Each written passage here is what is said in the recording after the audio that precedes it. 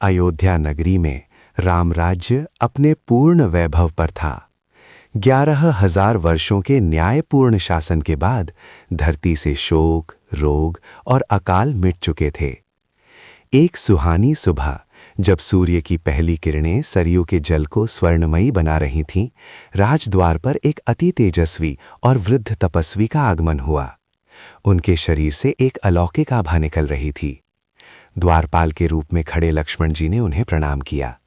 तपस्वी ने गंभीर स्वर में कहा, हे सुमित्रा नंदन, मैं अति दूर लोक से आया हूं। मुझे महाराज राम से अभी इसी क्षण एकांत में मिलना है। मैं ब्रह्मा जी का दूत हूं। लक्ष्मण जी और महर्षि कक्ष में प्रवेश करते हैं। भगवान श्री राम उनका विधिवत वंदन कर अतिथि सत्कार स्वीकार करते हैं और ऋषि को आसन ग्रहण करने का संकेत देते हैं। महर्षि आसन पर विराजमान होकर गंभीर स्वर में राम से कहते हैं, प्रभु, हमारी ये वार्ता अत्यंत गोपनीय रहनी चाहिए। आपने जो नियम स्थापित किए हैं उनके अनुसार यदि कोई भी इस चर्चा में बाधा डालेगा तो उसे आपको मृत्युदंड देना होगा। मर्यादा पुरुषोत्तम श्री राम काल के इस अनुरोध को स्वीकार कर लेते हैं। वे लक्ष्मण को पुकारते हैं और आदेश देते हैं, लक्ष्मण, तुम स्वयं द्वार पर खड़े रहो। जब तक मैं और ये ऋषि वार्ता कर रहे हैं, कोई भी भीतर प्रवेश न करे। जो इस नियम का उल्लंघन करेगा उसे मृत्यु का वरण करना होगा। भाई की आज्ञा और मर्यादा की रक्षा के लिए लक्ष्मण जी अडिग संकल्प के साथ द्वार पर प्रहरी बनकर खड़े हो जाते हैं। लक्ष्मण जी के बाहर जाते ही तपस्वी ने अपना असली रूप प्रकट किया। वे स्वयं काल यानी समय के अधिपति थे। काल ने हाथ जोड़कर कहा, प्रभु, आपके अवतार का उद्देश्य रावणवध और धर्म की स्थापना अब पूर्ण हो चुका है। ब्रह्मा जी ने संदेश भेजा है कि यदि आप चाहें तो अब अपने दिव्य वैकुंठ धाम लौट सकते हैं। प्रभु, युग का चक्र अब आपके प्रस्थान की प्रतीक्षा कर रहा है। अभी काल और श्री राम की वार्ता चल ही रही थी कि अचानक राजद्वार पर महर्षि दुर्वासा का आगमन हुआ। दुर्वासा अपने उग्र स्वभाव और श्रापों के लिए विख्यात थे। उन्होंने लक्ष्मण से कहा, लक्ष्मण, मुझे तुरंत श्री राम से मिलना है। मुझे बहुत भूख लगी है, भोजन और दर्शन की अभिलाषा है। लक्ष्मण ने अत्यंत विनम्रता से सिर झुकाकर कहा, ऋषिवर, महाराज अभी एक अति आवश्यक और गोपनीय मंत्रणा में व्यस्त हैं। वे अभी किसी से नहीं मिल सकते। आप कृपया कुछ क्षण प्रतीक्षा करें, मैं आपकी सेवा में उपस्थित हूं।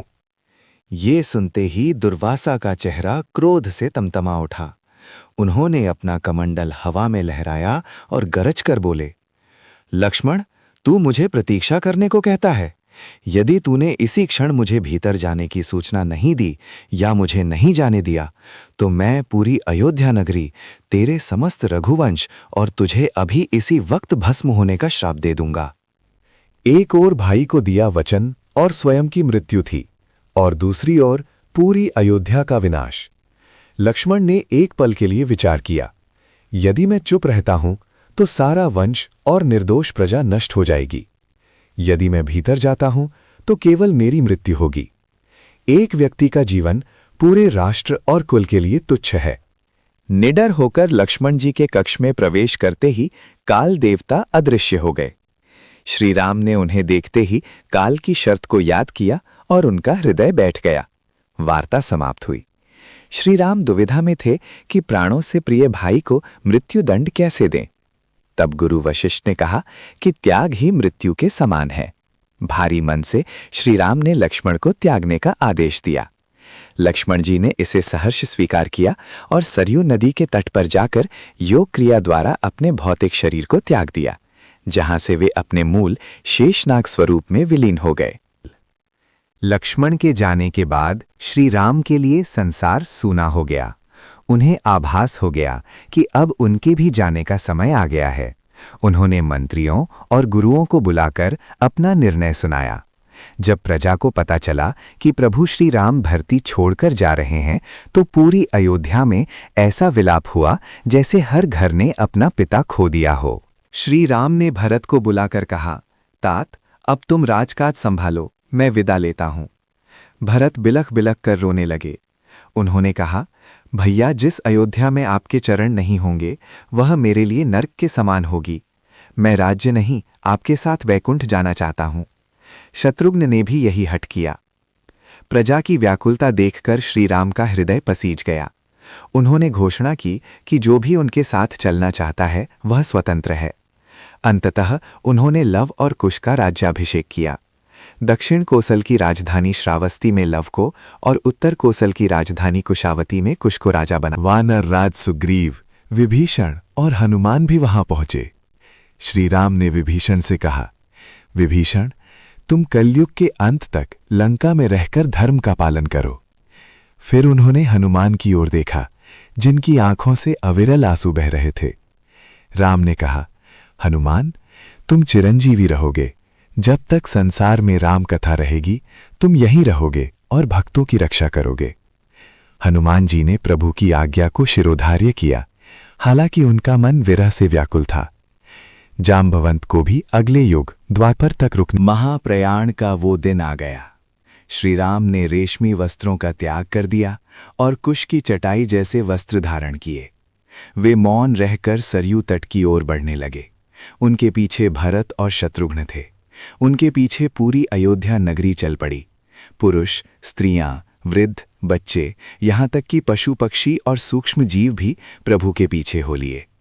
पूरा वातावरण राम नाम के कीर्तन से गूंज रहा था।